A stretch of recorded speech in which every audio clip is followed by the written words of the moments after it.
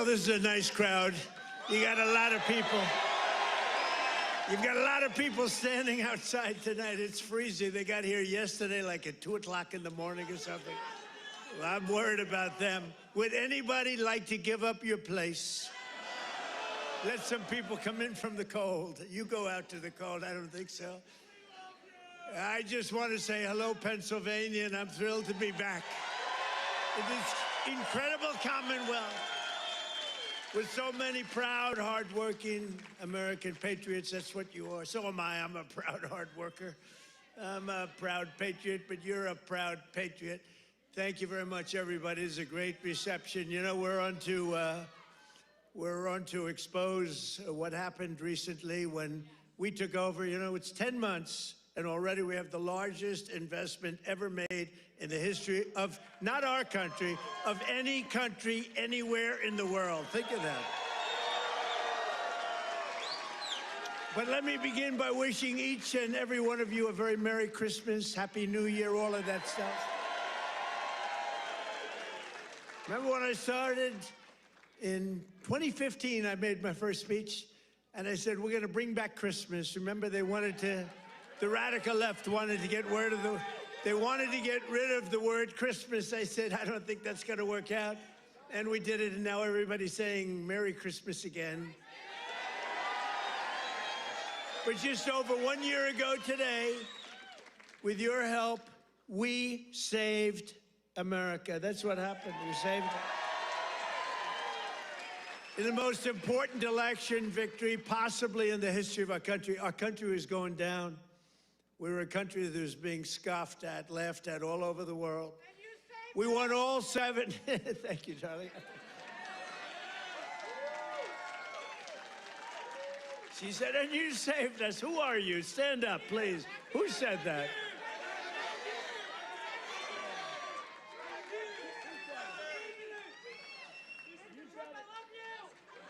I love her.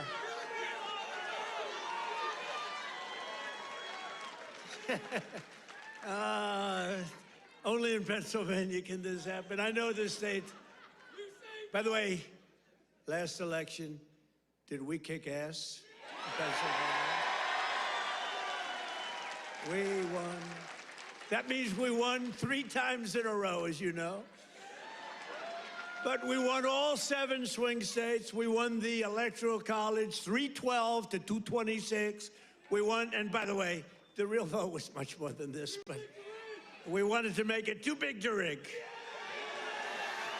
We won the popular vote for the first time of any Republican in many decades, and we won 86% of all counties in America, 2,700 to 525. That's good. We did it. Not me, we did it. And now, after just 10 months in office, I'm pleased to report that America is winning again, Pennsylvania is prospering again, and I will not rest until this Commonwealth is wealthier and stronger than ever before.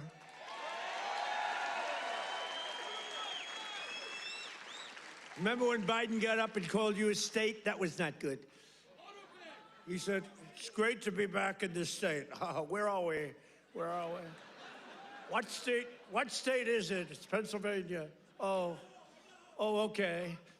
No, we're respected again as a country. We're respected. Since my inauguration, we've created nearly 60,000 new Pennsylvania jobs, including 4,000 Pennsylvania manufacturing jobs that the Democrats gave up on. You're doing better than you've ever done. Under our leadership, more than 40,000 Pennsylvanians have been lifted off of food stamps. 40,000. And working with a great guy, remember David McCormick? He used to go to every rally I had. He knew what was happening. And he's here again, as usual. I can't get rid of this guy. Where is he? He got a little lucky, though, you know, in Butler, a place called Butler, Pennsylvania. I love Butler, Pennsylvania, but it was amazing, and we had a tremendous crowd, like 55, 60,000 people. Then I called David. I said, David, come on up. He was working like hell to get elected. It was a tough race. And very few people could have done what he did. But I said, right at the beginning of the speech, I said, David, come on up. Come on up. I want to, this was before the thing happened. And then I looked up and I said, you know what, David, just stay there. I'll get you later. You're so lucky, David. You're so lucky, you don't know. I could have had a little differently shaped ear if it weren't for you. You know, you got very lucky that day. People don't talk about that, but I remember I called him up and I said, just stay there. Because he was walking a little bit slowly. I didn't want to take the time. Oh boy, that was a good day for you. What a job he did. He's really a great guy, and his wife, Dina, is fantastic. Thank you. Stand up, David. He's a lucky man. Working with Senator David McCormick, we've secured commitments for nearly $100 billion of investments in Pennsylvania. We were up here a few months ago. Some of the greatest energy companies in the world made that. We were doing it on a beautiful day, a little warmer than it is outside today, David. But over $100 billion, and we've saved a great American company. You know, we saved, this little group of people and me, saved a little company called U.S. Steel, and it's hot as a pistol now. And we have the keys to the company. It's always going to be here. It's never moving. They said, what happens if it moves to Japan? I said, you can't move a steel mill to Japan. You can move a headquarters, but the steel mill stays here. That's all that matters. And I will tell you, the company is spending billions and billions of dollars, and there was no second by comparison. Other companies were interested, and they really are. They call me all the time, tell me they're really excited about it. And, you know, they're building a lot of additional plants. It's turning out to be beyond what anyone thought possible, but we had to save U.S. Steel. U.S. Steel was one of the greatest companies, which really, for a long period of time, years ago, the greatest company anywhere in the world. U.S. Steel, you see it with the big factories that were, I mean, 2 years ago. Now it's starting to fill up. The tariffs have filled it up because people are coming here. Other steel companies are coming to Pennsylvania now because they don't want to spend 100%, 50%, 25% on tariffs. Are all coming in. It's amazing. You know, the word, remember when I said tariff? My favorite word is tariff. True. But then I got a lot of heat from the fake news. Look at all of them back there. I took a lot of heat. I got up early on. I said my favorite, it's turning out, you know, tariffs are bringing us hundreds of billions of dollars. I just helped our farmers out because they're starting to do really well. But in order to try and negotiate, some countries played a little cute, and we just gave them, right out of a tariff money, cost us nothing, right out of the hundreds of billions that we've taken in, we gave the farmers a little help, $12 billion, and they are so happy. And all they want is a level playing field, and now it's happening. And the tariffs are making them rich. It's going to be, you're going to see what happens over the next 2 years.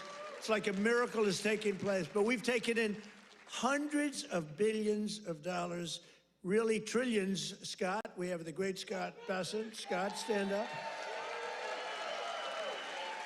And if you add to that all of the companies that are pouring their money to building plants in Pennsylvania and many other states, auto plants, AI plants, plants of every type, which we would have never had if we didn't put the tariffs on.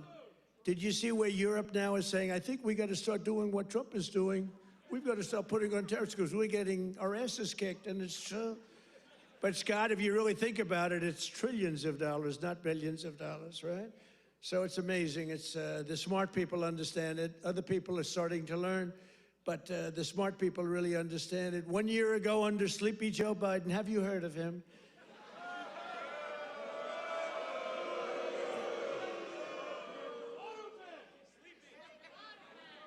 You know, okay, look, the king of Saudi Arabia told me this. He said, sir, 1 year ago, I was in Saudi Arabia. Somebody complained that I was making a foreign trip. I went to Saudi Arabia, Qatar, and UAE.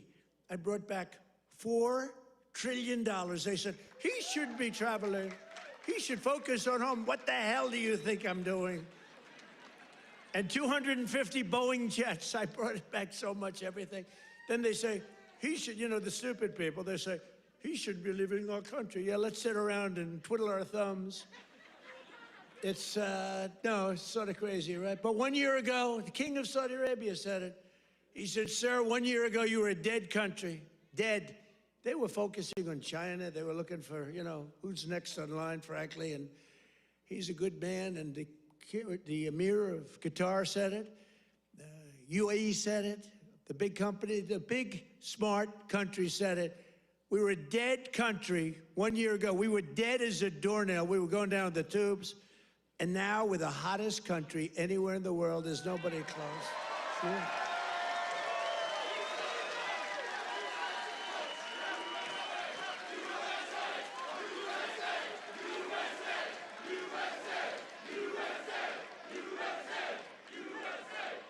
And it's because of the election on November 5th, because that's when it started. You saw what's happening with recruitment in the military. The enrollment is the highest we've ever had. And you know, right before November 5th, we couldn't get anybody in the military. We couldn't get police. We couldn't get firemen. We couldn't get anybody. And after November 5th, that's when it started. Right now, we have the highest enrollment we've ever had, the greatest recruitment days we've ever had in the military. It's amazing. So it's November 5th, and it's also, again, it's a thing called tariffs. And I told you, I was about to say that, you know, because I love the weave, the weave. You know what the weave is? You go here, bing, bing, bing, bing. You always have to get back to the right location. But otherwise, they'll criticize you for straying from the speech. By the way, if I read what's on the teleprompter, you'd all be falling asleep right now. But it's true, 1 year ago, and during periods of time, I'd say my favorite word is the word tariff. I love it more than any other word in the dictionary. And the fake news said, it's terrible. What about God? What about family? What about religion? What about your sons, your daughters? What about how terrible that's just. So I moved it back to 5th. I have it to 5th, and now I'm in no trouble with the fake news, you know? They said, what about religion? They always find, so you have to weave a little bit with the punches. You have to go, you know, the boxers, you got to go with the punches. But it's been amazing what's happened, and it's been amazing. It's a transformation of our country. I have the greatest oil man anywhere in the world. I see him sitting right there, Chris Wright.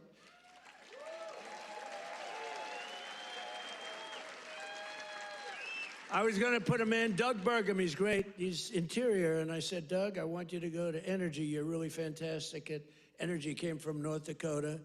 Big fracking place, state. He'd done really a great job. He was a great governor, I would say, right? Really great.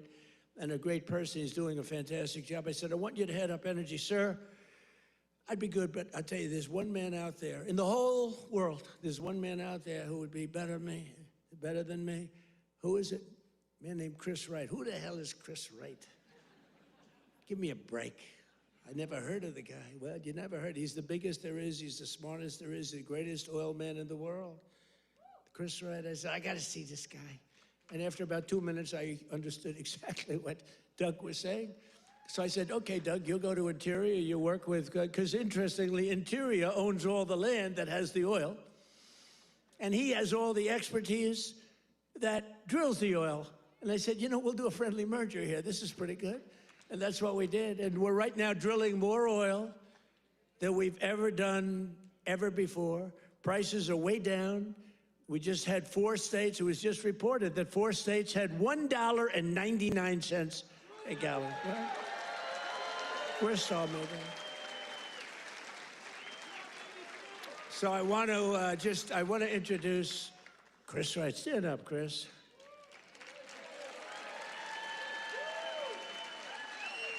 Who would think, you look at him, he's a nice looking guy and all that. Who would think he's rated, I mean, he's the most talented oil guy. He can put his nose on the ground and tell you whether or not there's oil. Other people have to spend billions of dollars on machinery and equipment, and it doesn't work. So I want to thank you. You're doing a great job. And is it true? We are right now, energy overall, not only the oil and gas, we are right now involved in more energy and have more energy in the works by far than we've ever had before. Is that right? Yeah, not even close. Yeah. And I have no higher priority than making America affordable again. That's what we're going to do. And again, they caused the high prices, and we're bringing them down. It's a simple message. If I had one message tonight, you know, this is being covered like all over the world. This is crazy, because I haven't made a speech in a little while. You know, when you win, you say, oh, I can now rest. So Susie Trump, do you know Susie Trump? Sometimes referred to as Susie Wiles, Susie Trump. She's the great chief of staff at the, they don't use the word chief of staff anymore because of the Indians got extremely upset. But now the Indians actually want their name used, which is true. They never didn't want it used. But the chief of staff, and she's fantastic, she said, we have to start campaigning, sir. I said, I won. What do I have to do already? They said, we have to win the midterms, and you're the guy that's going to take us over the midterm. Where's Susie? Susie, come on, Susie. Look at Susie. Susie's the greatest. And who do we see there? We even brought our superstar today, Caroline. Stand up, Caroline.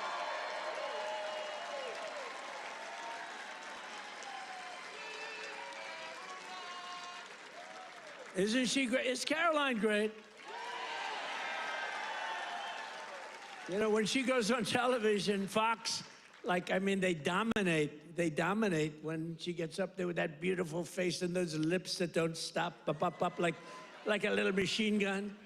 She's got no fear. You know why she has no fear? Because we have the right policy.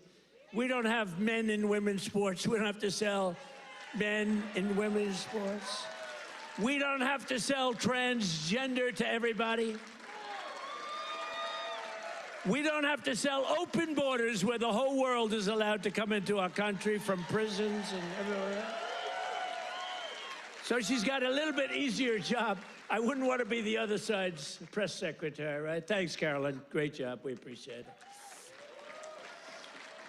But that's our message. They gave you high prices. They gave you the highest inflation in history, and we're bringing those prices down rapidly. Lower prices, bigger paychecks. You're getting lower prices, bigger paychecks. We're getting inflation. We're crushing it.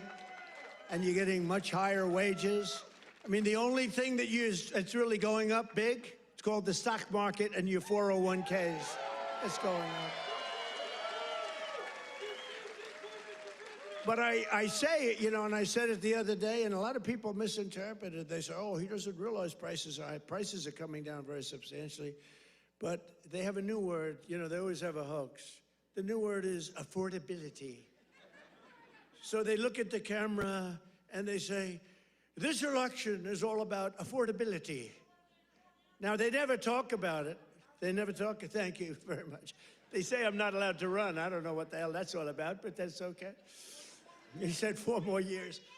You see the new hat? We have 4 more years. 2028. We have all sorts of hats.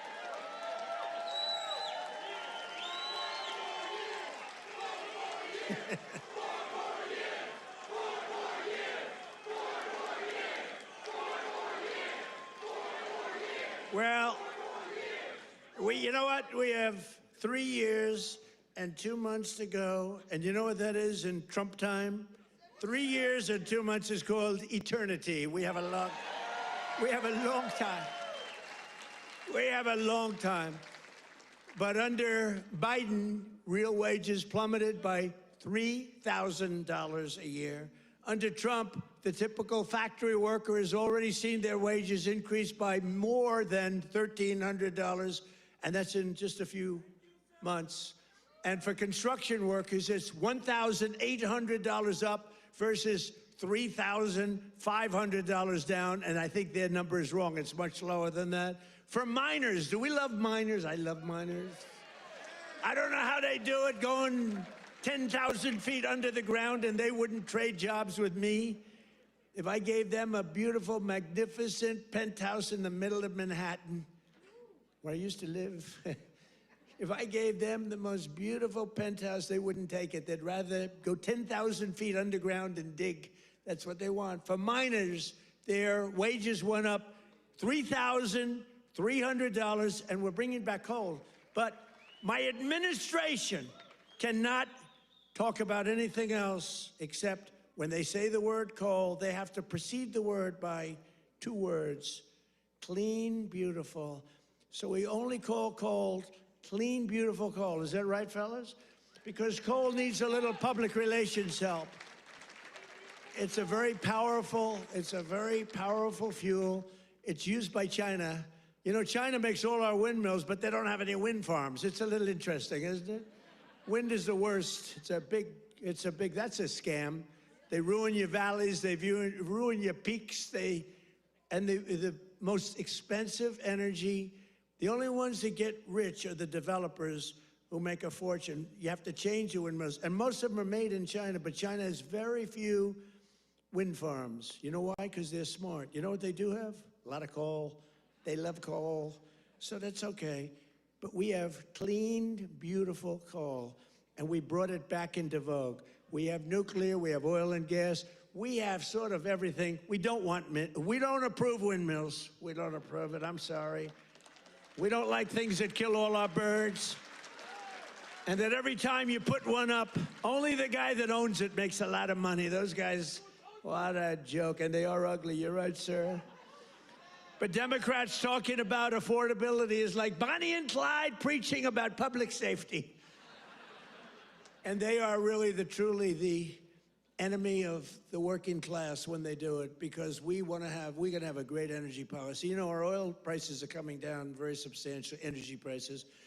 And honestly, with that, everything comes down, because there's nothing nearly in the category of oil. You wouldn't even know what second is. There are seconds and thirds, but it's so far down the list we don't even talk about them. You get energy prices down, which we're doing. Again, the greatest amount of drilling, the greatest amount of fuel being produced right now in our country than ever before, by far. It's not even a contest. And when that happens, those prices come down. That's why you're seeing oil per barrel coming down nicely, very nicely. We don't want to go so rapidly, because we want the people that produce it to keep producing it, but they're doing good. But it's amazing. But when energy comes down, your other prices come down too, all of your prices, and that's exactly.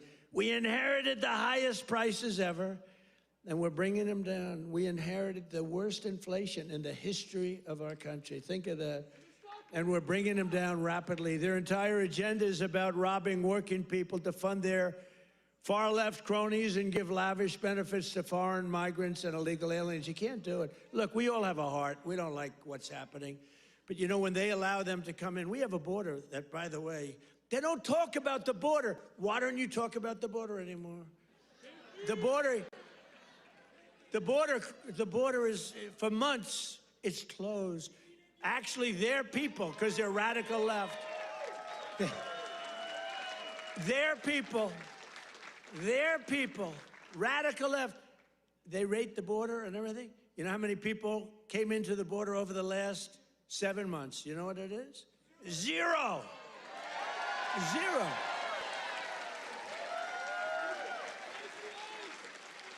Except for the ones that came in legally, right? Legally. When Biden and congressional Democrats had power, they blew up our economy, sent prices soaring.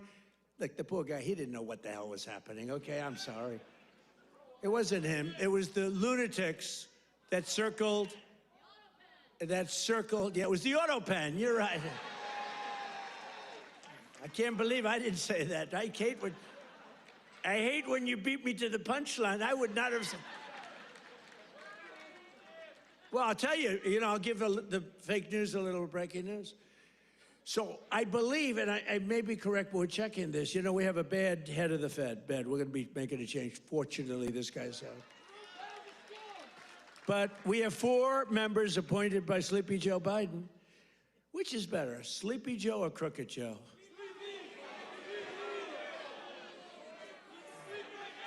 Historically, when I've done polls, from people. I do my own polls. I go to a big arena. We have 20,000 people. I say, which you like, Sleepy Joe or Crooked Joe? And I learned, I save millions of dollars. I don't have to do any polling, okay? Typically, Crooked Joe wins. I'm surprised. Because to me, he's a sleepy son of a bitch, who destroyed our country. If we didn't come along, and it's not me, it's all of us. If we didn't come along, this country was destroyed, I'll tell you. It would have been destroyed. But now Democrats in Congress want to take us straight back to the Bidenomics. They don't change.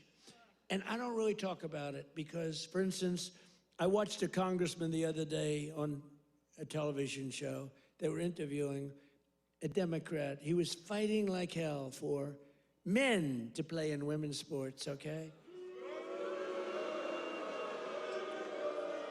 And I was going to put something out. I was going to he's a well-known congressman. And I said, let's save it about 2 weeks before the election, right, David? We don't want to do it now. What the hell good does it do now? Let's save it for about 2 weeks because we don't want them to change. Just let them keep going. I think transgender for all is a great, great thing for the Democrats to be talking about. Transgender for every member in your family. If they're not feeling well that night, let's just change their sex. Now, let's not talk about it. Let them go and let them fight to get these things. I think open borders are great, where prisons are emptied into our country, right? Where people from all over the world being dumped into our country, the people that aren't wanted in their countries, by the way. I think that's a great, like Somalia. Welcome. Do we have any individuals from Somalia in the group? Please raise your hand. That's for Minnesota, That's called the Great Big Minnesota Scam with one of the dumbest governors ever in history.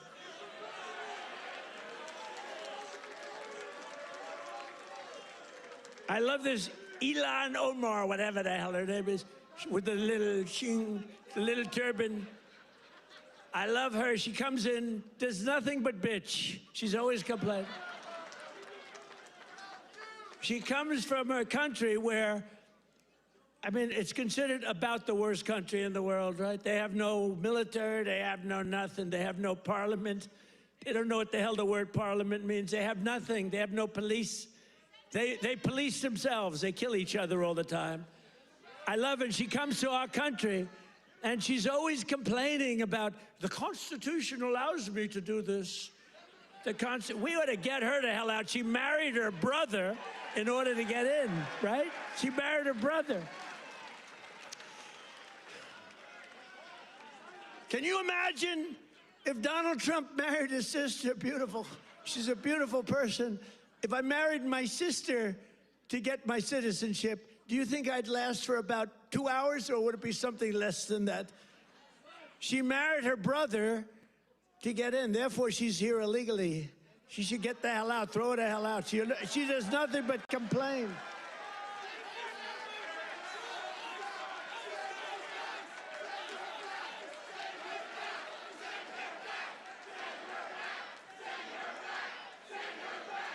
So now, and we have our Savior in this room. His name is Secretary of the Treasury, Scott Bessent. He's right there. Because that very handsome man, by the way, if you're picking the Secretary of the Treasury, is he like the perfect guy for a movie? He's made for the movie. Stand up, Scott. Look at him. No, he's central casting. He's central casting. But you don't, under that beautiful exterior is a killer. And here's what happened. He is in charge of the investigation of Somalia and the billions of dollars they have robbed from Minnesota, right? I hope you do your job. I hope you're not one of these Republicans where something comes up and they don't do what they should do because they're nicer people. They're much nicer people than the Democrats, but Scott's actually not a nice person at all. So, Scott, you're in charge of that investigation? Okay, I'm not interfering at all. I'm just saying, please do a good job, honest and fair, right? Honest and fair.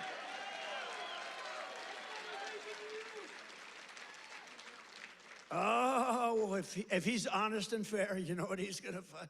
It's great. I'd love to have that job. They may switch jobs with you. I'd love to have that job. They ought to get him the hell out of here. They hate our country. And she hates our country. And her friends hate our country. And AOC hates our country. They all do. And we have a new candidate in the great state of Texas, where I won Texas by more votes than anybody. And you have to understand, I'm being judged by these bad people back there, the fake news.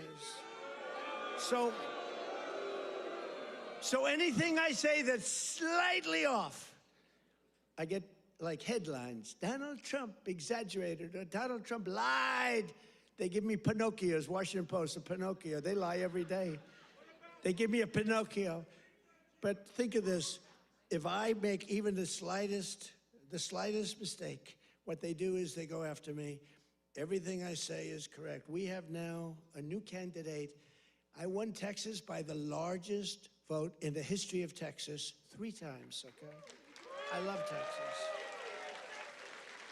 Just like I love Pennsylvania, the Commonwealth of Pennsylvania. Just like I love, honestly, every one of our states. I love all of our states. We've done so well. I love all of our states. What? By the way, is this a different country now than we had a year and a half ago? Right? What a difference. Crime is way down, despite the fact that we have many, bad people entered our country. Many of them are being taken out. Ultimately, they're all being taken out. Washington, D.C., we had a tragic incident, as you know, with the 2 incredible people. What a terrible thing that was just 2 weeks ago, right? Just a terrible National Guard, terrible thing. Sarah and Andrew. Sarah passed away. She's looking at us from heaven, from above, and she was killed almost instantly. They kept her alive. Her parents came from West Virginia, another great state. Her parents are incredible. They couldn't believe it. She was 20 years old, perfect. She was just getting a little promotion. They were so proud of her. She was on her way up, and she was shot in the head, the brain, shot in the brain, shot in the head. They were able to keep her alive long enough for her parents to come in from West Virginia and say goodbye to her.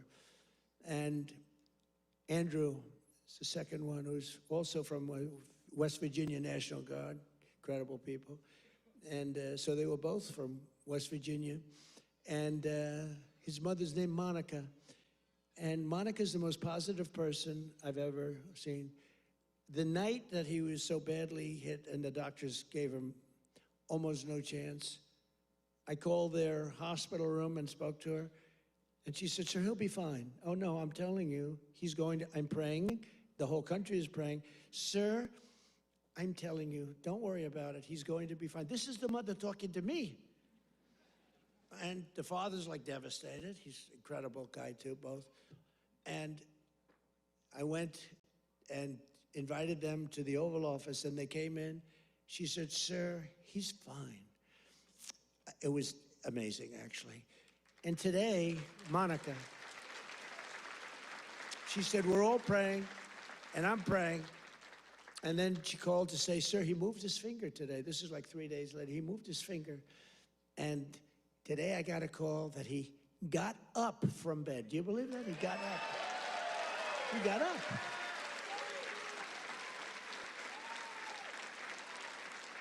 Now, he didn't speak. He's not ready for that yet. He got hit in the head. But he got up, and boy, they're so happy. It's amazing. And the care that they've given him at the hospital, and the generals that have been there, the military that's been there, it's amazing. General Seward and others that, she said the level of love that your military has given to my boy, and by the way, Sarah's parents said the same thing. The love and the affection and the care that they're given, they can't even believe what's happened. But Andrew stood up today, and people even can't believe it. So the mother was amazing, and let's hope it continues. Look, it doesn't get much worse than what he did. Let's hope it continues. But that's an act of terrorism. This is a guy came from Washington, state of Washington, came across the country, and he wanted to kill people with the uniform. A whack job. Isn't it crazy? Think of it. He was also very badly injured. And they're fighting to save his life so that we can give him the death penalty. How crazy is that, right? They're fighting to save his life so that we can give him the death penalty. That's the way it really should work, right? The doctors have to do their job, and then the lawyers have to do their job. But it's an amazing country. Actually, Andrew's father said that. He said, they're fighting for him. I hope they save him, sir, because I hope he has to understand what he did, how bad it is. And he's going to, I think he will be saved, actually. It looks like they will save him. He wasn't as badly hurt as Sarah or Andrew, but isn't it an amazing thing? They're working so hard to save his life, and we're going to put him up for the death penalty. Amazing, huh? Only in America. That's only in America. You know, in one way, there's something beautiful about it, and another way, it's a little crazy, right? In my first term, we built the greatest economy in the history of the world. You know that. We had the greatest economy in history, even with the COVID. COVID came, and it really hurt the world. It was a gift from China, but China got hurt very badly, too. We're getting along with China. They're buying a lot of our soybeans. Keep buying those soybeans there. You know, you heard all about magnets and rare earth. They were great. I met with President Xi. Scott was with me, and we had a whole group. Marco was there, and Chris was there. We were all there. And we made incredible deals with China. We're getting along. Getting along is a good thing. You know, getting along is a good thing, not a bad thing. It's a smart thing. And they're buying literally trillions of dollars worth of our products and all of that. And we had a very good meeting. Remember, the whole world was going to shut down over rare earth. That was 2 months ago, and that worked out very well. It all works out well. If you have a smart president, it works out well. If you have a dummy, it doesn't work out. But we had a great economy. We had the greatest economy in our country's history, but we had what's called the greatest economy. This is the first term, probably ever, of any country. Now, in addition to that, we rebuilt our military. We got the biggest tax cuts ever. We got the biggest regulation cuts ever. We had the best job numbers. We had a great first term. Or frankly, to be honest with you, I wouldn't be standing here. Because if I had a bad first term, you know, you might say, I like him. He's really good. But we had a lousy first term. You're not going to vote. You voted for me because we had a great, despite all of the Russia bullshit, despite all of the impeachments, you know, think of it. The impeachments, all of the crap we had to go through with these crooked Democrats. They're crooked as you could be. They're bad people. They're sick people. But despite all of that, we had an amazing first term. Our second term is blowing it away. It's blowing it away. So we're doing it again, but bigger, better, and stronger than ever before. There's more work to do, but today, 22 states, we're setting 22 total. Is that right, Chris? That just came out, that statistic. We're down lower than we've been in 7 years in gasoline prices and oil prices, not just the 3 states that I talk about with $1.99 a gallon. How would you like to have $1.99? You know, that's the equivalent of a very major tax cut. You know, when you get the energy prices down, it's really the equivalent, maybe even in many cases better than a big tax cut, which we gave you. We gave you the biggest tax cut ever in the first term. We then gave you, with the great big beautiful deal, which is phenomenal, we gave you something that's even better than we did. We gave you an extension of the biggest tax cuts and the biggest tax cuts ever, even bigger than the first term. And that's one of the reasons that your 401ks are through the roof. It's one of the reasons that the stock market is at the highest point. So rent prices are down, dairy prices are coming down very strongly. The cost of Thanksgiving turkeys was down by 33% compared to the Biden era. Biden era, you know what you did during the Biden era for Thanksgiving? You said, oh my God, this is terrible. It was a rotten Thanksgiving. And Walmart, I thank them. You know, they came out with a big, like sort of a numbers thing, a chart.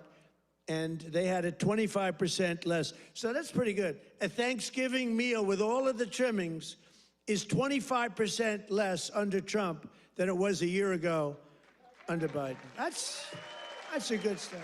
We're bringing it down, and we're coming down more. We're coming down a lot more. Takes a little time to come down. They were ruining, they're going to destroy our country. The cost of a Christmas ham, what? Don't forget who? Eggs. I'm getting the eggs.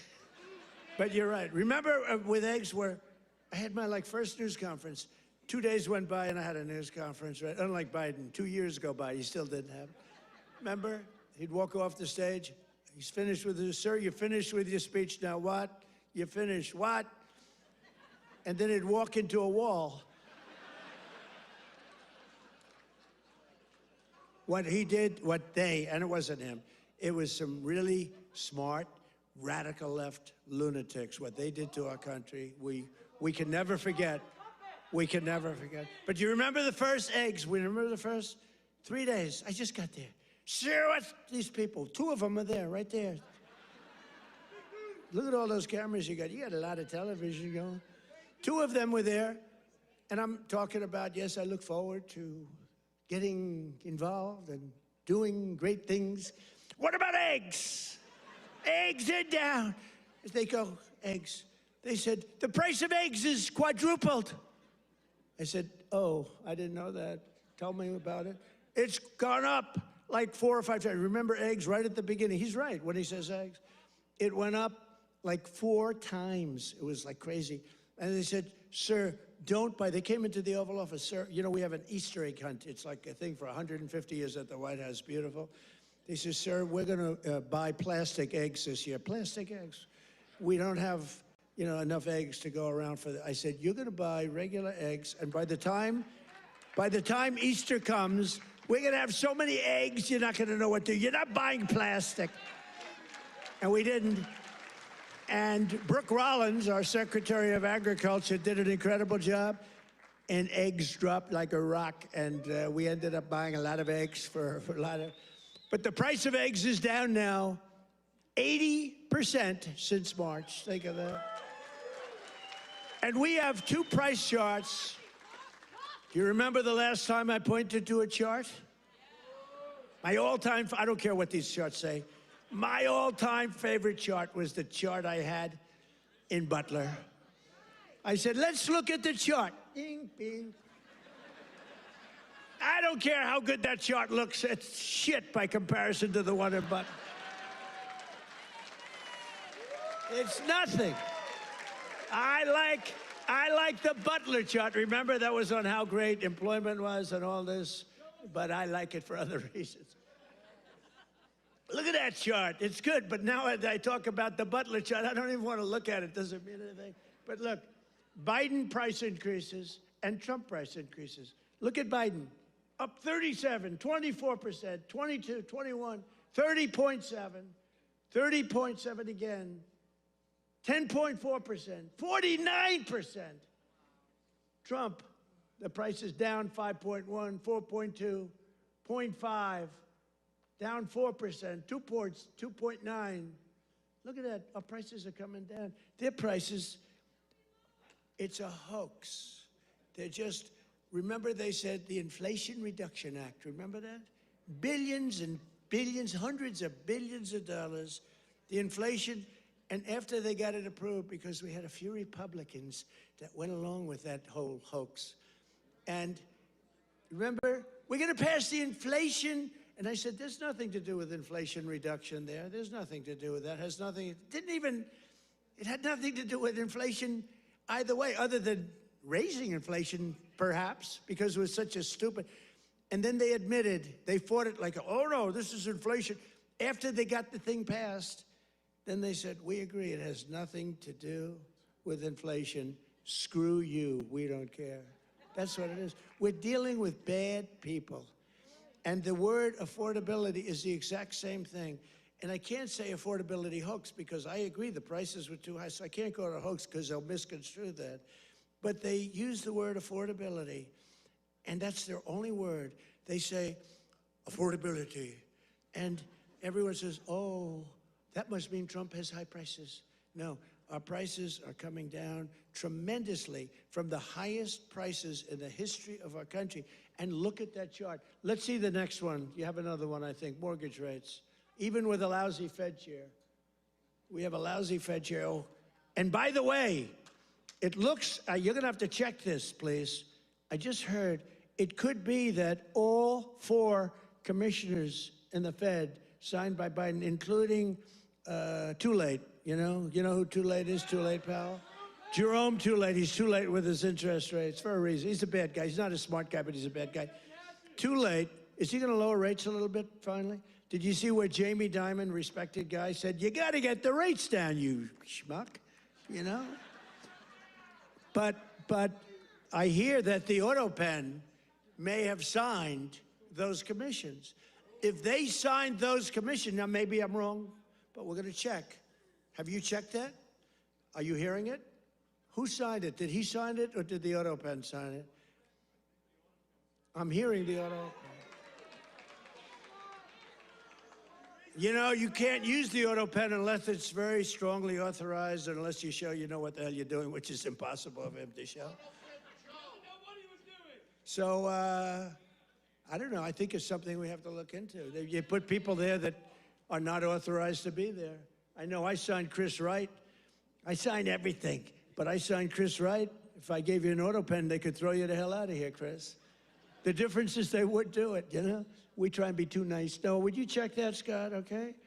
Because I'm hearing that the auto pen could have signed maybe all 4, but maybe a couple of them. We'll take 2. So look at that, Biden. I love that laugh. Who's the woman with that great hearty laugh? That's a woman that likes Trump.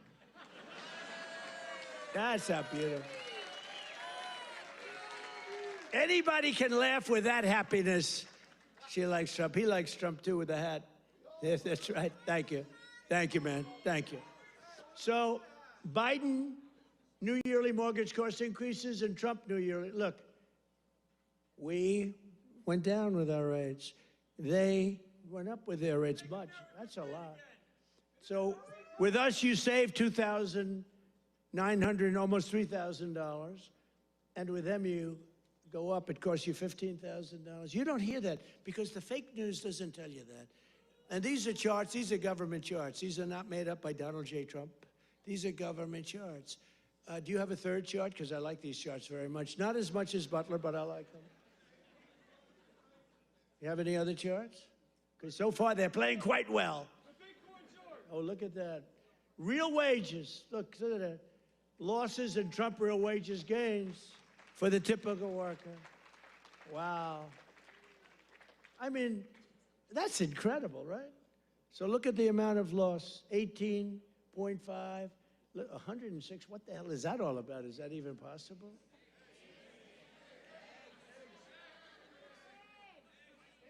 Biden food, oh, I see. No, that's the eggs. You move that chart very quickly. I said, what's going on with that chart? They did. That was Houdini did that.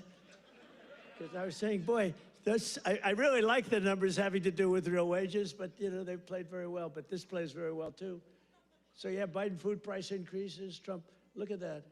Look at that. So ours are decreases, all decreases, and they're moving down good. But look at AIDS, 106%, and we got them down 15%. Look at those numbers. But you don't hear that from the fake news. You don't hear that. What do you think of that, David? I think we're going to have to do something. You know, we should impeach him, but he's gone. I guess we can't, right? By the way, if it were up to them, numbers like that, they would have impeached. Those numbers are terrible, and those are government numbers. So thank you very much, everybody. It's good. We have a couple of other charts we're going to show you, too, that are just terrible. We're also working to bring down the cost of health care. Obamacare is a scam. Under Obamacare, trillions of dollars were given directly to health insurance companies. Their stocks are up 1,700% in a very short period of time. Would you say that's good? Obamacare's primary purpose was to pay off insurance companies. You know, the insurance companies back the Democrats very heavily. I want to give billions of dollars directly to the people. I want to take all of the billions and billions and actually trillions, but over a period of time. And I want to give all of that money we give to the big, fat, rich insurance companies. I don't want to give them nothing. I want to give nothing to the insurance companies. I don't want to give all, because they're sucking our country dry with this scam by the Democrats. That was Obama, and I've always said it, Obamacare, but now you see the numbers because your premiums are going up on Obamacare and everything. It's forcing everything up. But we want the money go directly to the people. We want you to go out and buy your own health insurance, and you'll get much better health insurance at a much lower cost. Everybody knows this is the best way to go, but the Democrats, they're bought and owned by the insurance companies. So let's see how many of them have the guts to vote for this. You know, we're putting in bills where all of that money, hundreds of billions of dollars, goes to the people to go out and buy your own health care. And everybody's different. Some are young people, some are older people. It's a much different, really, set of criteria. In 4 years under Biden, Democrats secured less than $1 trillion in new investments in our country. Think of that, though. And we've done, in 10 months, we've set the all-time country record by many times. I'm going to get the exact numbers, many times. 18, what are we over 18, right around 18 trillion? We could hit $20 trillion in the first year with 10 months, 18 trillion, versus less than 1 trillion. And I'll tell you what, it was going to go down if it wasn't going to be like even anything. It would have been negative because companies were pouring out of our country. The stock market is set 51. This is in less than 10 months. The stock market is set 51 all-time record highs. There's never been anything like that. Bum, bum, bum. Bum, bum, bum. It's set, think of that. It's set 51 all-time record highs in less than 10 months. That was as of about 3 weeks ago. Before I entered office, 100% of all new net jobs were going to migrant workers. Think of that. 100% of new jobs were going to migrant. These are government numbers, by the way. These are not Trump numbers. These are government numbers. Because they say, well, did Trump come up with these numbers? No, I didn't come up. I'm just... Migrant workers and illegal aliens got 100%. But since I took office, 100% of all net job creation has gone to American citizens. How about that? Now, how about that? Even I will give myself a hand. Now, think of it. 100% went to American citizens before 100% went to people that came into the country illegally. Again, many of them from prisons, many of them gang members, drug members, Tren de Aragua.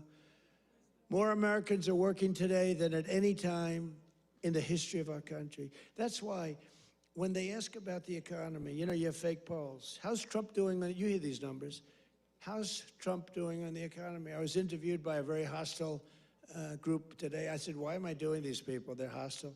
But they were relatively fair because they can't be, I don't mind, I can be interviewed by anybody. Were you concerned if you're doing badly, you don't want to be interviewed by bad people, but they can't do anything to you because the numbers speak. It was Politico. I did an interview today. It was a good interview because they have no ammunition. The one person said to me, it's unbelievable. Our economy is unbelievable. There's never been anything. But the Democrats go out, prices are too high. Yeah, they're too high because they caused them to be too high. But now they're coming down. One of the most important ways we're defeating inflation is by unleashing American energy, including oil, gas, and clean, beautiful coal right here in the Commonwealth of Pennsylvania. Did you know I went to school in the Commonwealth of Pennsylvania, right? The great Wharton School of Finance. I love the Wharton School. Became a little liberal, but these are minor details. But the Wharton School, one of the greatest schools in the world. I went here and I loved it. I loved the school, and I love Philadelphia. Philadelphia's gotten a little rougher. But we're going to take it. And you have a great football coach, and you have a great running back, Saquon.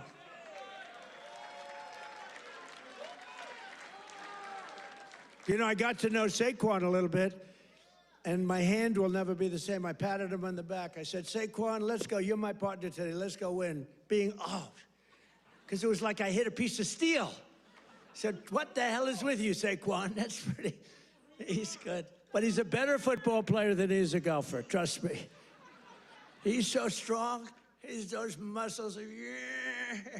He's just, but his football is great. His golf will be very good. Very good. But we won. We won our match.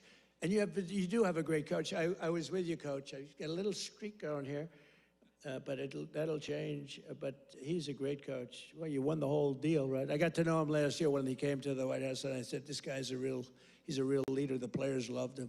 And you had some players that are just, really just fantastic guys.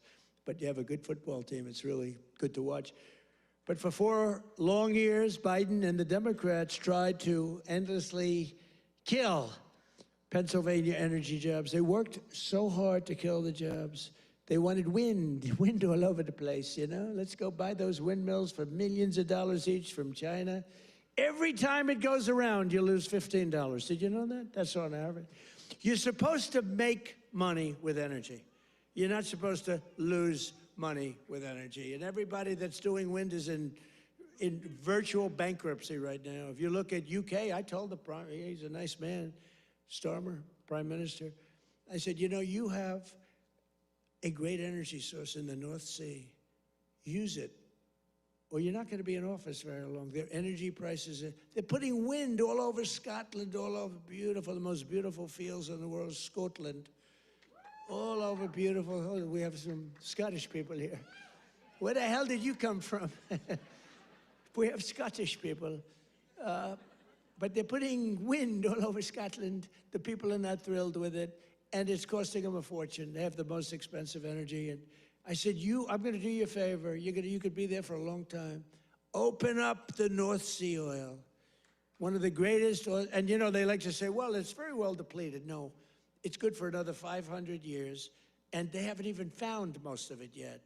And if you look at Norway, they have a section of the North Sea, which in theory isn't as vibrant, and it's a very rich country. They have a tremendous worth because of the North Sea. But UK has to, if they don't go back to oil, I think a lot of bad things are happening to Europe.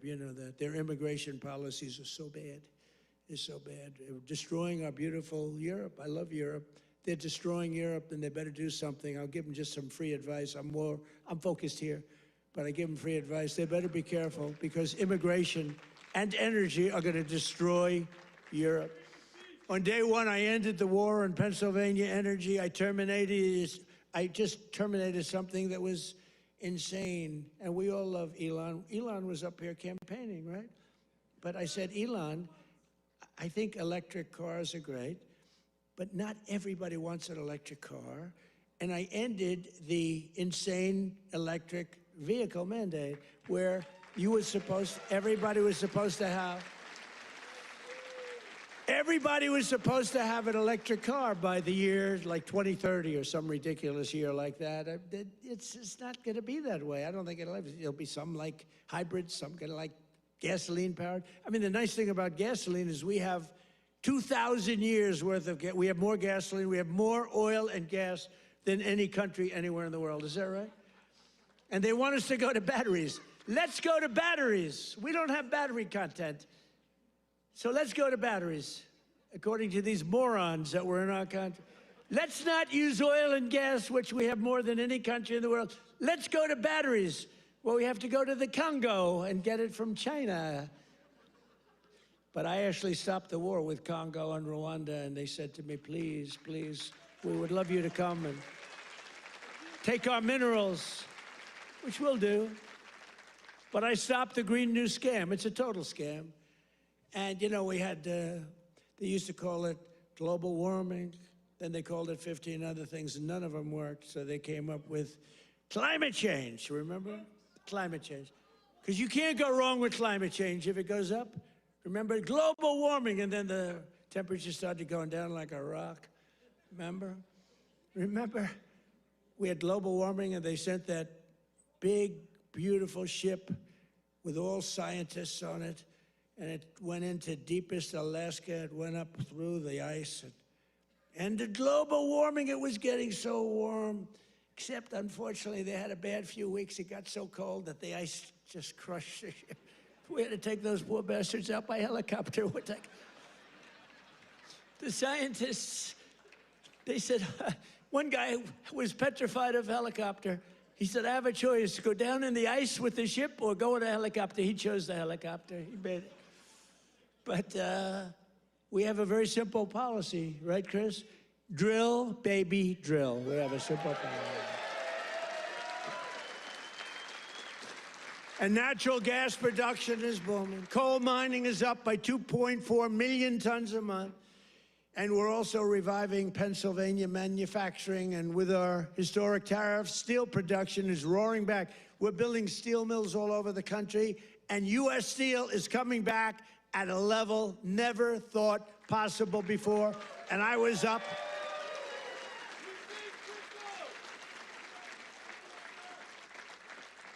And I was up here and with the workers and with Selena. Do you know Selena? Does everybody know? And with some other people. We were up with some great people, and we spent the whole day, and they were determining whether or not they want to make which one of the deals. I went to the workers. I said, which one do you like? We picked the right one. As I said before, billions of dollars they're spending, and the steel workers are doing phenomenally better. I think you're going to do better than you've ever done before. You were losing all of your steel. If we didn't have tariffs, you would have no steel. We wouldn't have one steel mill anywhere in the United States, and that would be really bad for, Scott, national security. We need, the one thing you need steel. You know, you can give up certain products. You can give up pencils. Because under the China policy, you know, every child can get 37 pencils. They only need one or two, you know. They don't need that many. But you always need steel. You don't need $37 for your daughter. 2 or 3 is nice, but you don't need $37. So we're doing things right. We're running this country right. We're also putting thousands of dollars in the pockets of hardworking Pennsylvanians with the largest tax cuts in American history. That's no tax on tips, no tax on overtime, no tax on Social Security for our great seniors, no tax. And all of that kicks in on January 1st. You know, it hasn't kicked in yet. I mean, we're doing great, and it hasn't kicked in yet, and it's amazing. And it's one of the reasons they said, sir, would you mind going on the trail? And I actually like it, you know? I have fun. I haven't read practically anything off the stupid teleprompter. And then my speechwriters they're getting awards for some of the finest speeches, and I haven't even read them. And the award for the finest writer in the history of speechmaking, Ross. Where are you, Ross? Are you here, Ross? Where the hell is Ross? Ross, are you here? Look, first time I've ever introduced him. Ross, get over here. I got it. He's a young, handsome man.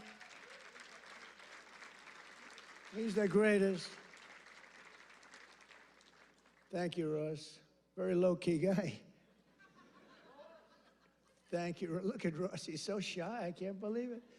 We're joined today by Donna Zajac, a mom and a waitress of over 45 years who lives in Stroudsburg. Does everybody know where Strouds? I know where it is.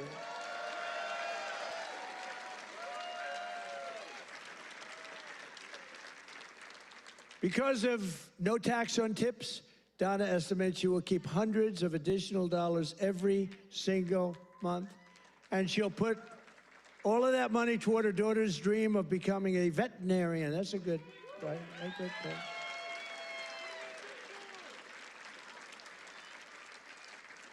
Are you here, Donna? Where's Donna? Oh, come on up, Donna. Come on. Come on. You want say a few words. Look how beautiful she is. She stood up. She wasn't supposed to come up, but when I looked at her, I said, come on up, Donna. Look how beautiful she is. You're not allowed to say that anymore. You know, in politics, if you say somebody's beautiful, that's the end of your political career. I say, I don't care. I don't care. Come on up, Donna.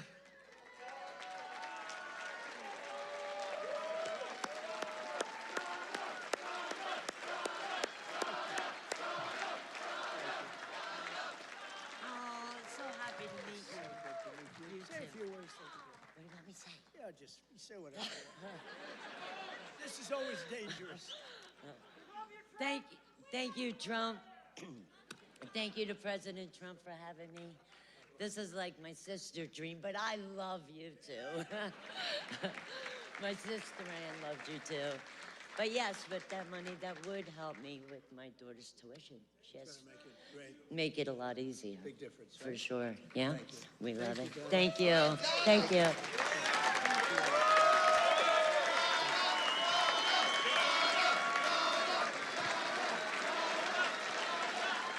A star is born. That's all I say. A star is born. Is your sister here? Is your sister here, Donna?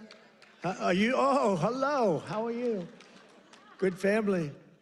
Well, thank you. Thanks, Donna. That's beautiful. Also with us is Marine Corps veteran Sean Downey, who now serves as a firefighter and a local first responder. Sean worked over 400 hours of overtime. That's a lot. And thanks to no tax on overtime, he'll take home thousands of dollars extra, which he plans to use to buy a first home. And thank you. Where's Sean? Good, Sean. Good. So you're going to use that money well, right? That was not an easy one to get approved. You know, it all went through Congress. I had to really push hard. I was not nice. I was not nice to get you that money, but you're going to use that money to get a house, right? A first house? Good. Well, you have a great future.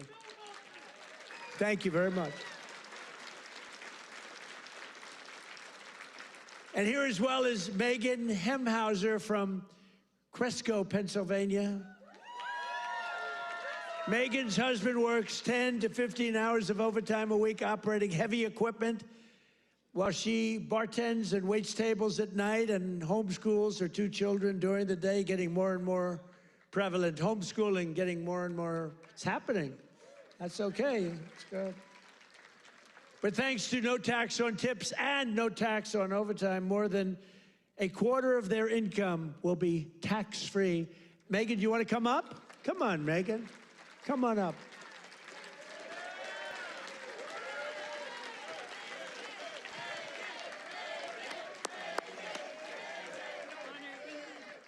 Thank you so much. Oh my goodness. Thank you. Thank you so much. As President Trump said, I'm a mom, a wife. I homeschool my two brilliant children.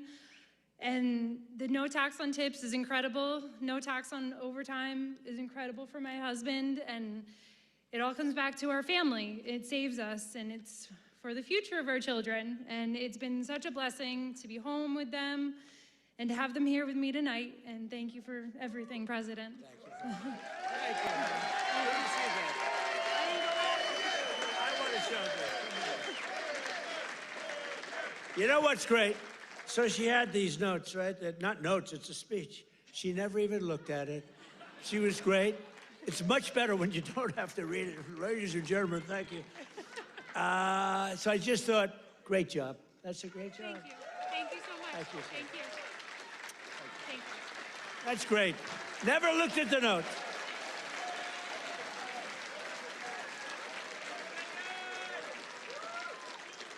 She never looked at those notes. That's pretty cool. I have a lot of professionals sitting right here. They'll get up and read a speech.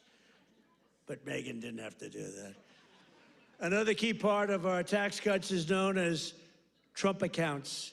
Under this new program, the federal government will be creating an investment savings account for every single newborn American child with $1,000 to be invested and grow over the course of their life, right at the beginning of birth. Friends, family, employers, and loved ones will be able to add thousands of dollars a year, and it's like a trust fund for every American child. It's going to be something, and it's really exciting. And I want to thank Michael Dell and his beautiful Dell computer. Go out and buy a Dell computer. He got it started. He put up $6.25 billion.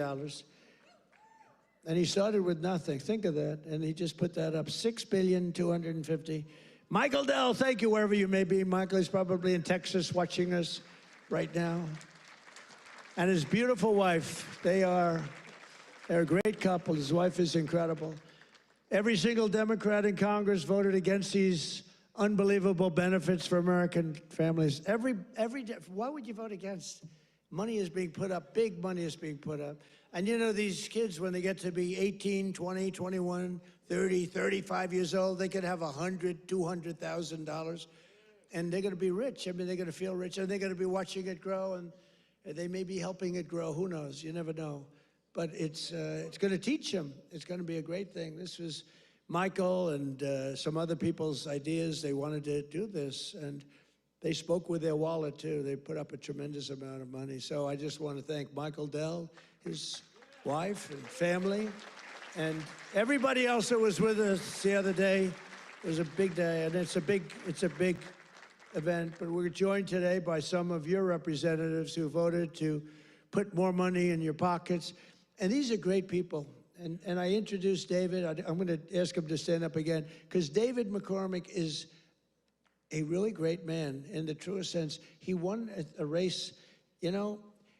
He really did well the first time too, but some bad things happened, right? And very few people are willing to do that again. And to be honest, if he would have lost, I know his wife, she's a beautiful woman, extremely into the social scene, but respected by everybody. She would have left him if he lost. And I told him that. Dina would have left him. She's that way. Hey, we can't help it. That's the way she is. So I said, David, you're taking a big risk if you run again, because if you lose twice, your wife is leaving you. And he wasn't worried. Stand up. David McCormick. Yeah. He was so great. He followed me every single time I spoke. He was there, and he got up and he'd speak. And I'll tell you, we had big crowds, David, and the audience listened to you. In fact, they liked him more than they liked me in some cases. I was thinking about, let's keep him off the stage. But they really loved you. And you've been a great senator. And you have a great wife. Thank you very much. Thank you. And a congressman who's been a warrior, and a couple of guys that have just been unbelievable. But Rob Bresnahan, would you stand up, Rob? What a job you're doing, huh? Young, handsome, central casting. Great job. Thank you very much, Rob. Great job. And another one. These are warriors, these two guys. But the three of them. And then you have the senator, but the three of them. Ryan McKenzie. Ryan, thank you. And it's hard for me to explain how hard they work, but they were working so hard, getting that big, beautiful bill. I call it the great, big, beautiful bill passed. You know, that was supposed to be in 17 bills. And I actually said it because I'm not that experienced. I haven't been doing it that long, believe it or not. I haven't been doing this.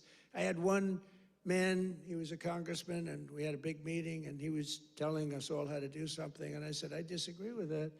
He said, sir, I've had 22 races, and I've won 20 of them. I know what I'm doing. And I said, sir, I've had 3 races, and I've won all 3 of them. And mine was for president. And he said, all right, you got me on that. He's actually a good man. He got a little carried away one day. But that's because these guys wanted to do it my way, too. So we had 17 bills prepared. Dan Muser, right? Stand up, Dan. What a great guy. Stand up, Mrs. Muser. Dan is he's a very powerful congressman, but he's a great person, great man. All 3 of these guys, they're warriors, and your senators, very few people that I've ever met that would take that risk. It was a risk. You know, it takes guts to run for public office, right? It takes guts. A lot of guys talk, including me. I talked about this for a long time before I did it. It takes courage to run for any public office because, you know, you can be very embarrassed. You can ruin your life. Look at me. I got impeached. I got indicted. I was never going to be impeached, indicted. I get indicted like 87 times with these stupid. See, they should have indicted me once. They would have had a better chance. With all of the I'd used to get up. It was very important. I'd get up and say, here we go again. Ladies and gentlemen, I got indicted again. And nobody believed the whole thing. And then I'd explain it, and it turned out to be a hoax. I mean, just it was a total hoax. They're very, very bad, very, very bad people. But Dan Muser has been a great congressman. He was thinking about running for governor. I think you would have won if you ran, but you know, in a selfish way, I like you in Washington even better. So I want to thank you very much. Great. Great job.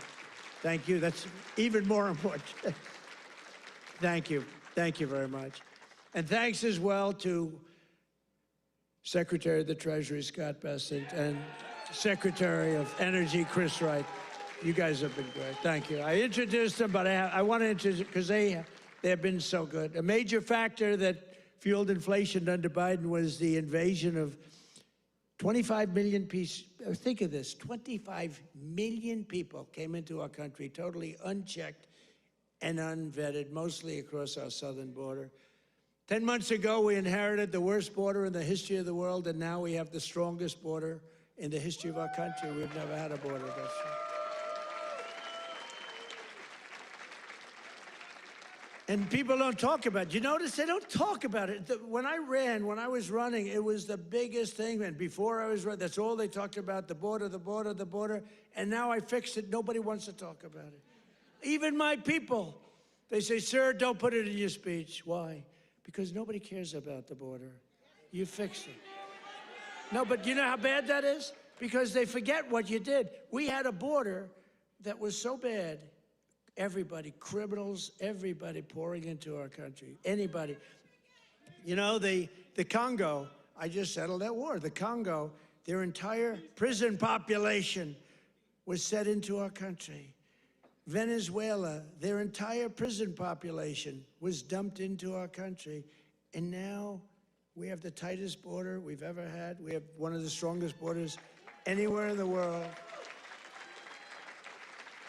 I would say there's one country that has probably a stronger border. You know what that is? You know what that is? North Korea. North Korea, I think, has a stronger border. But other than North Korea has 7 walls of wire, and each of them has 1 million volts of electricity going through it. So if you get over one, you're dead for the next one. If you get over one, you're in very bad shape. If you get over 2, you've set a record. So I don't know, Scott, I think we give North Korea the safest border, don't you agree? You know, but ours is pretty safe. And I want to thank Pete Hegseth and the military for helping us.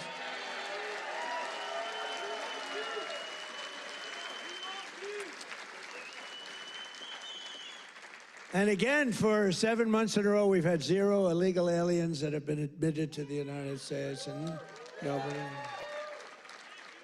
Do you remember when Biden said, I need legislation to do that? And I said, no, all you need is a new president. I didn't get legislation. Scott, did I get legislation? I said, close the freaking border right now. And they did it. Because our Border Patrol is incredible. ICE is incredible. That ICE, poor ICE, they take a lot of abuse, but they're the toughest people.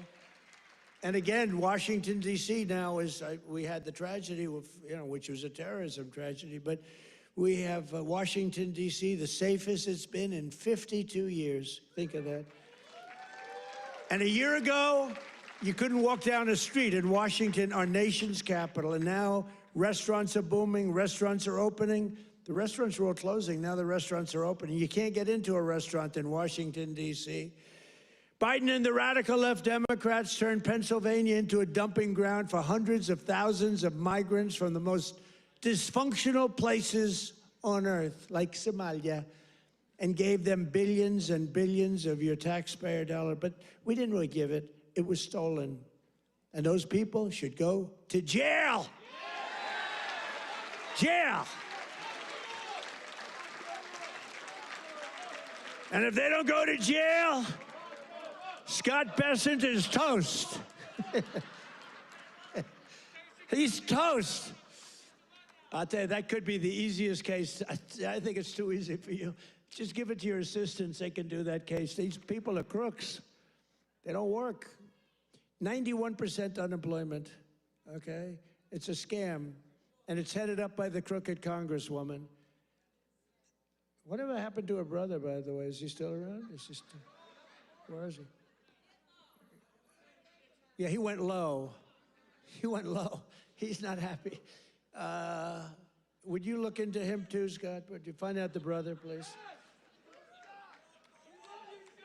She said, how dare you say that about me? It's discrimination. Let me tell you, black people love Trump. I got the biggest vote. I got the biggest vote with black people. They know a scam better than anybody. They know what it is to be scammed. Thank you, man. Thank you. I appreciate it. We did great. Thank you. I like this guy. Thank you. We got a tremendous black vote. We got a tremendous Hispanic vote. We got a tremendous, because we speak the truth. They get it. Everybody gets it. Everybody, pretty much everybody gets it. And they know we're the real deal. Our country's become so strong in such a 10 months. Think of it. It's not even a year. It's like, if we keep going like this, I don't know if we can do that. But if we keep going like this, there'll be nothing ever in history like it. Already, they are saying better than Lincoln, better than Washington, better than anybody. The best 10 months ever in the history of the presidency. And for the first time in 50 years, we now have reverse migration, which means more jobs, better wages, and higher income for American citizens, not for illegal aliens. And you know what? We all have a heart. We want to take care of people. But these people are getting killed on the walk up. They're dying. They're dying. They have to go through jungles. We don't realize this. They are going through areas that are it's not possible to get through some of the areas. They're going through jungles down in the Central America, South America, some of these areas with snakes, with crocodiles and alligators. They're getting just eaten alive, and they're getting beat up by some of the bad people. Women are being raped. Remember when I started, I said, we're going to stop the raping of women in those caravans, a name conceived of by me, because it's a caravan, thousands of people, 10, 15, 20,000 people coming up. The women in those caravans are being raped in unprecedented numbers by other people in the caravans. By them not coming, they're not even trying to come now because they know they can't get through. We're doing a tremendous service because they're not being killed and they're not being raped and they're staying back in their country where they've been. And they've been taken care of. I've also announced a permanent pause on third world migration, including from hellholes like Afghanistan, Haiti, Somalia, and many other countries.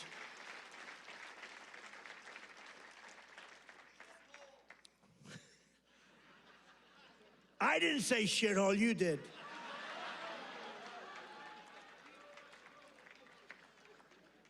Remember I said that to the senators that came in? The Democrats. They wanted to be bipartisan. So they came in and they said, this is totally off the record. Nothing mentioned here. We want to be honest because our country was going to hell. And we had a meeting. And I say, why is it we only take people from shithole countries, right? Why can't we have some people from Norway, Sweden, just a few? Let us have a few. From Denmark. Do you mind sending us a few people? Send us some nice people. Do you mind? But we always take people from Somalia, places that are a disaster, right? Filthy, dirty, disgusting, ridden with crime. The only thing they're good at is going after ships. But they don't go after our ships. You know why? Because that same missile that knocks the crap out of them, that with the drug dealers from Venezuela and others.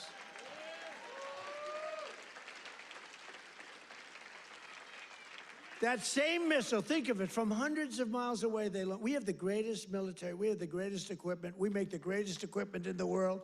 I bought more equipment. We rebuilt the military in the first term.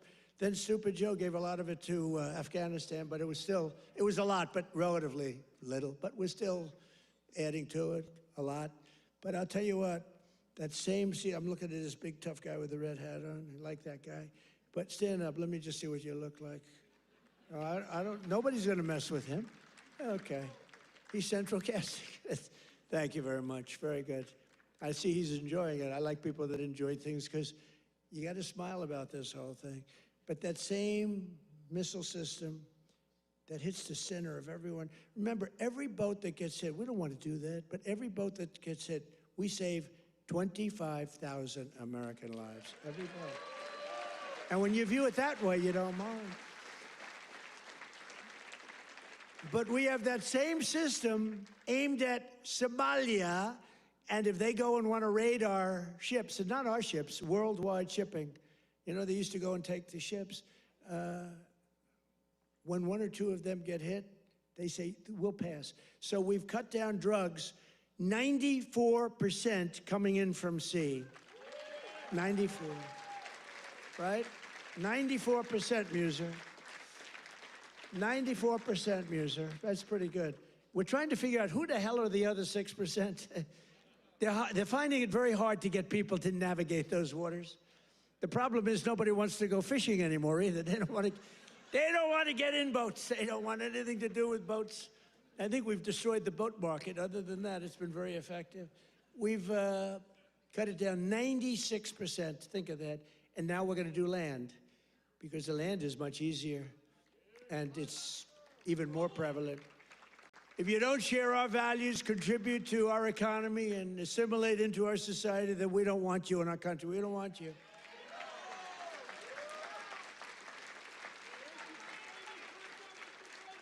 I mean, Ilhan Omar and the people from Somalia, they hate our country. And they think we're stupid people, which actually, when they allow that to happen, they are. That's headed by Governor Walz, one of the dumber people around. No, but think of it. He's given not like peanuts, billions. These are people that don't work in their own country. Their own country's a failure. They have no money there. And yet they come into our country and steal tens of billions of dollars. How stupid are we to allow that to happen? They can't earn 10 cents in their country. They come over here and rob. Are we that easy? Are we that easy to allow a thing like that to happen? That's up to you. And look at what's going on in North Carolina. We have a big Senate race. We have a fantastic man, Michael Whatley, running as a Republican, head of the Republican Party. Won elections, won the presidential election for us. He's running against a governor who's a radical left lunatic. And Michael should win. I don't know. It's hard. You beat a two-term governor, but the governor didn't do a good job. But what's happening in North Carolina? Two of the most vicious murders that anyone's ever seen in Charlotte. And it's all run by the Democrats. What's going on there? The young lady from Ukraine, you saw that one where a guy from behind just cut her throat on tape. Can't even watch it. What's going on in North Carolina? You need a Republican running that, and you've got to have a Republican senator elected. If you don't, and Michael Whatley's running, he's going to be great. So we have people from North Carolina here. Otherwise, I wouldn't be wasting so many words, you know. It's a Senate race, but you agree with me, I think, Mr. Senator, right? Together, we've achieved more in less than 1 year than most other administrations have achieved in 8 years. And we're restoring law and order to our cities, backing the men and women of law enforcement. I love law enforcement.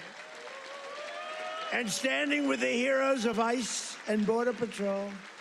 We've ended political correctness in our military. We've renamed the Department of Defense into the Department of War. I said to Pete, you know, Pete's a tough cookie, and I said to Pete, I used to do interviews with him, and all he wanted to talk about was the military. I said, this guy's great, smart guy, great education, great everything. The press gave him a hard time, real hard time, but he's really proven to be very, very good, very, very strong. Young, strong, smart. We have Raisin Cain, the great general who knocked out ISIS for us in 4 weeks. Raisin Cain, they said it was going to take, right? They said it was going to take 5 years, sir, or sir, it'll take 5 years. He said, sir, I can do it in 4 weeks. Did it in 3 weeks, knocked out ISIS. He did a hell of a job in knocking out the Iran nuclear capability. We knocked out the Iran nuclear capability. Now compare that to Jimmy Carter, the Democrats. Well, he was a nice man, but he was.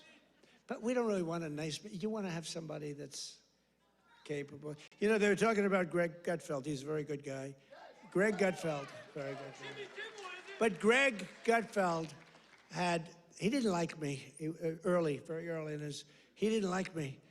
I don't know, he just didn't like me. And it was all right, but, you know, figured it's okay, I'll live with it. Then all of a sudden he started saying, you know, I don't like this guy, but everything he says, he gets it done. And you know, then he went on a couple of months later, and he started going like, I'm starting to like that guy better. Every damn thing he says, he gets it done. And it's all really good, common sense, tough stuff. I've never seen anything like it. Everything he says, he gets done.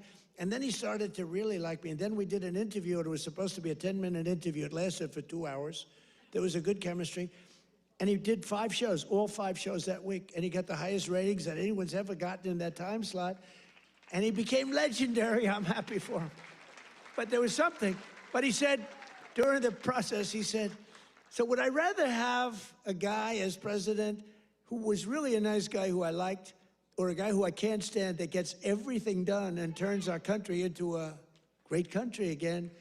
And he was smart. It was a very interesting process, but he's a great guy. He's doing really well.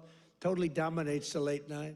Totally dominates against those morons that they have at the other. Kimmel, what bad people. In 10 months, I ended 8 wars, including Kosovo, Serbia, Pakistan and India. They were going at it. Israel and Iran, Egypt and Ethiopia. You didn't know about that. Armenia and Azerbaijan. And I hate to say this, one named Cambodia, Thailand, and it started up today. Tomorrow I'll have to make a phone call, and I think they'll get it. Who else could say, I'm going to make a phone call and stop a war of 2 very powerful countries, Thailand and Cambodia? They're going at it again. But I'll do it. So we're making peace through strength. That's what we're doing. We've cut federal funding for any school that pushes critical race theory or transgender insanity. No more money. We banned the chemical, surgical mutilation of children. Think of this. Can you imagine if you were up here 15 years ago? We have banned the chemical mutilation of children. They'd say, this guy's crazy. We actually had to ban it. But think, can you imagine that? Or I have stopped men from playing in women's sports. They'd say, this guy's crazy. Men don't play in women's sports. Stop men. Well, that's another thing. We stopped men from playing in women's sports, and we're restoring the name of a great president, William McKinley, to Mount McKinley in beautiful Alaska. And I renamed the Gulf of Mexico into the Gulf of America.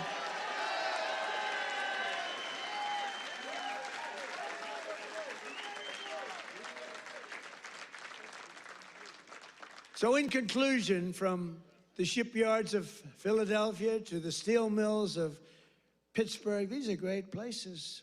Maybe some of you don't even realize it, you know. You get used to it a little bit too much sometimes, but these are great places. From the union halls of Scranton to the kitchen tables of millions of Pennsylvania families, we're bringing prosperity and pride surging back to this magnificent Commonwealth. We're bringing it surging back. You're hot. Our country's hot, and you're hot. Together, we're repairing 4 years of disaster by the radical left Democrats in Congress and by the worst president in the history of our country. He is. I mean, it's not a question about that. He's just the worst president in the history of our country. The damage thank you very much. The damage he's done to our country is something we can never forget. After just 10 months, our border is secure, our spirit is restored, inflation is stopped, wages are up, prices are down, our nation is strong, America is respected again, and the United States is back.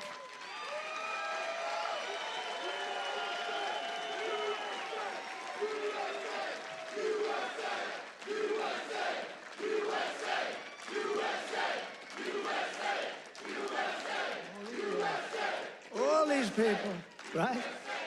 All these all of my friends right up here. Every single, thank you very much. Thank you. Thank you. Appreciate it. He looks like The Rock. You look like The Rock. Stand up. Let me see what you look like. Yeah, look at that. The Rock would be very happy with that look. Every single day of this administration, we will keep on working for the hard-working American citizens, people that love our country. We will fight, fight, fight, and we will win, win, win. And with your help, we will make America powerful again. We will make America wealthy again. We will make America healthy again. We will make America strong again. We will make America proud again. We will make America safe again. And we will make America great again. Thank you, Pennsylvania. Thank you. We love you.